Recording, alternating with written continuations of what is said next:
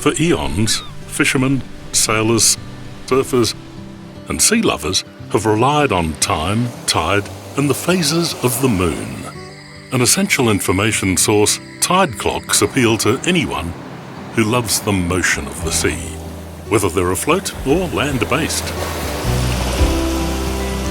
Peter Calabria of Artisans on the Hill first discovered tide clocks made by his mate Tim many years ago, and his fascination in them has grown into a passion. Tim has retired and Peter now makes them himself. He takes joy in their creation and pride in the craftsmanship of the finished product. He starts with rough-sawn plantation-grown mahogany, sourced from ecologically sustainable forests in Southeast Asia, where the industry provides a welcome income for the locals. Let's join Peter in the production process.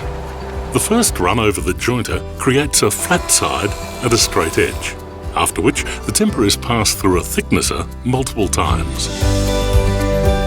By moulding the double tongue and groove joints for the corners of the frame, he's providing a very strong and stable platform for the clock. The ends are trimmed for the next stage, gluing and clamping to form a square frame. After which, the centre square of the frame is machined to a circle. The size and position of this circle is critical to the rest of the process. The outer circumference of the clock base is marked out and cut slightly oversize on the bandsaw, ready for turning. Sharp tools are vital to all timber work. The rough cut bases are mounted on the lathe. The front and back are rendered smooth and flat with the edge detail created on the front. Now here's where the skill of the artisan really comes to the fore. This is all done by hand and eye, a real talent, with each piece individually shaped and crafted.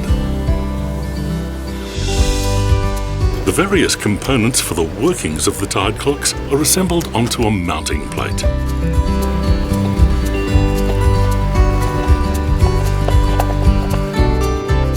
Wherever possible, these components are made or sourced in Australia.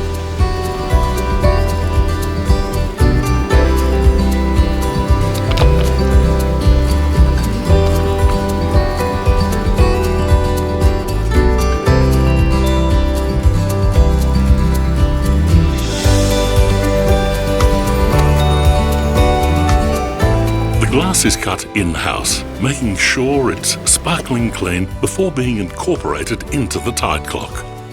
As the tide clocks have natural timber frames, there'll be charming variations in timber colour and grain, making each one unique.